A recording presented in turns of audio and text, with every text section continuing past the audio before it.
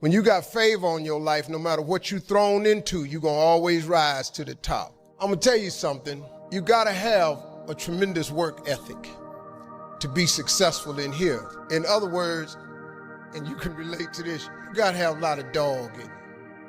You really do, man, if you want to be successful, because it's going to be a lot of trying times. You have to have a tremendous work ethic. But you got to have faith. Faith without works is dead. Albert Einstein said once, he said, imagination is everything. It's the preview to life's coming attractions. Now, I want you to get this now. Imagination is everything. It's the preview to life's coming attractions. Because if you think about it, everything you have, everything we have in this world, somebody imagined it. It's your imagination is tremendous. Somebody was sitting on the phone one day talking with a cord to the wall and said, man, I wish I could just go outside with this phone. Everybody in here got a cell phone. Somebody imagined that. Somebody got tired of riding in a wagon cross country from slavery to freedom. Somebody said, I wish we had something that made these wheels move by themselves. We drive cars. People got tired of driving from New York to LA. Somebody said, I wish we could fly. We got airplanes. Imagination is everything. It's the preview to life's coming attractions. Your real life, the one God really got for you, is in your imagination. It is not in your current situation or your current paycheck. And if you've been living like that, you have then restricted yourself to a commonality that is really not yours. Because what really God got for you is really in your imagination. Faith is the substance of things hoped for and the evidence of things not seen. So when I told you a minute ago, you got to have a tremendous work ethic, but you got to have a lot of faith. I talk to so many people who get older, like some of us are, and they've lost the faith. Well, faith is really simple. Faith is the substance of things hoped for. All that means is in the beginning, you just hope something pop off. You know, you just kind of hope something happened for you. I was hoping I would get on TV. I wrote it on a piece of paper when I was 10, I want to be on TV. The problem I had when I wrote it at 10 was I suffered from a severe stuttering problem. I could not talk outside of my house. So can you imagine when I wrote on a piece of paper, I want to be on TV and turned that in. But when I wrote it on the paper, it wasn't factual. It was just hope. You just got to start with the hope. Faith is the substance of things that you hope for. You just hope something jump. Then what happened is through grace and favor, he give you a couple of them things you hope for, and then you're supposed to start believing then. Because now it turns into faith. But if you take this scripture, faith is the substance of things hoped for and the evidence of things not seen. What is the evidence of things not seen? I just told it to you. Albert Einstein said, imagination is everything. It's the preview to life's coming attraction. But guess what? Your imagination really is. It's the evidence of things not seen. Because your imagination, you know why it's the evidence of things not seen? Because you're the only one can see it.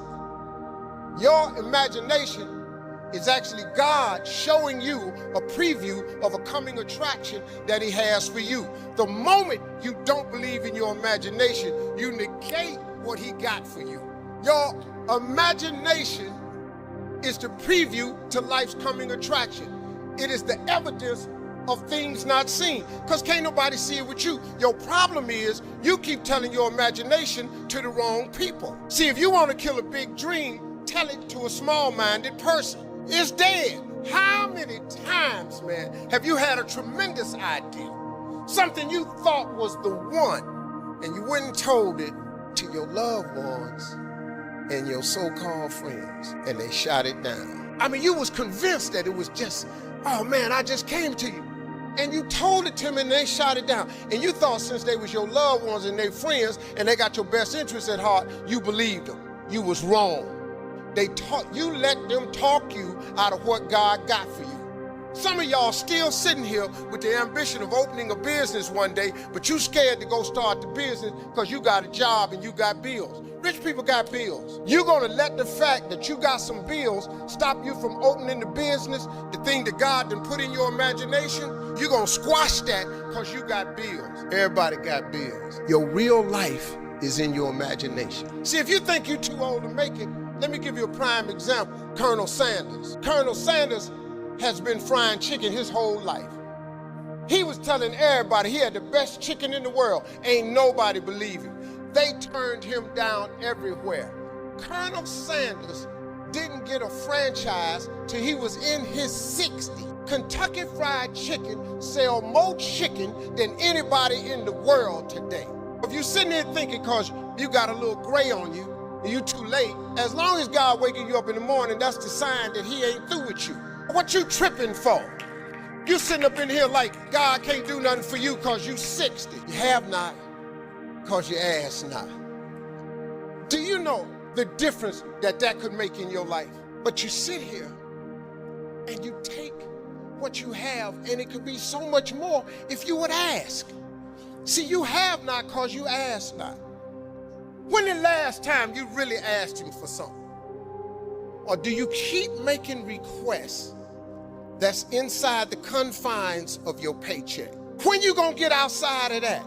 Didn't I just tell you God ain't in your paycheck? Didn't I just tell you he ain't in your job title? The life God got for you is in your imagination. Why you still imagining stuff? Why you keep dreaming of a summer home? Why you keep dreaming of retirement? I do not live my life in the confines of what anybody says to me. I let my imagination go, and now imagination is a preview to life's coming attraction. But what that really means is God showing you a preview of what he has for you. Now, if you have not because you ask not, do you understand if you up your ask, he has to up his give? Just period. This is simple stuff that anybody can apply, but you gotta ask for something. If you up your ask, he got to up his give, period. You have not because you ask not. How you can't get that from God? You know why? Because you ain't asking. You keep asking him for stuff that fit in your paycheck.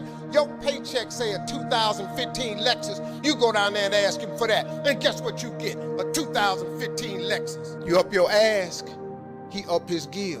You have not because you ask not. This ain't a magic trick, man. I have asked God for some tremendous stuff. Everything he hasn't given to me is on the way. I have no doubt about it. Why would he not? But you gotta start the hustle. You gotta give God something to work with. Look, if you start hustling and grinding, he'll fill it up for you. But if you ain't got no hustle and no grind, he can't fill it up. Number one thing in your world is not your education, it's your dream. What you dreaming about, y'all?